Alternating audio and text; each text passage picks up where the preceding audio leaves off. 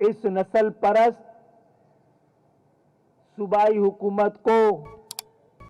मजीद मौका देना इस शहर पे राज करने का, इससे बड़ा कराची और मुल्क दुश्मनी कोई नहीं हो सकती। कराची दुश्मनी मुल्क दुश्मनी है।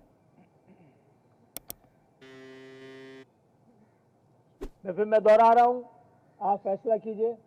आपके हर फैसले के साथ हम खड़े हैं और आप हमारे इस फैसले के साथ कि टैक्स माफ किया जाए, यूटिलिटी बिल माफ किए जाए और बिला सूदी कर्जे दिए जाए और कराची को आफतज़दा, कराची और हैदराबाद को आफतज़दा शहर करार दिया जाए। मुकम्मल लॉकडाउन के बजाय 24 घंटे के लिए कारोबार खोला जाए और उसमें टाइमिंग तय की जाए कि किस इलाके के लोग किस वक्त आएंगे, ताकि अवाम का बोझ किसी एक वक्त में ज्यादा ना हो, उसमें उसके अंदर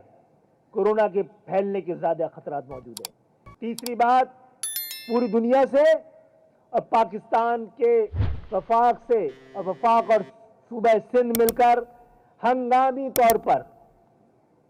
हंगामी हालात का ऐलान करते हुए कराची में 3-3.5 करोड़ की आबादी के लिए, जिसको कि 30% आप बता रहे हैं,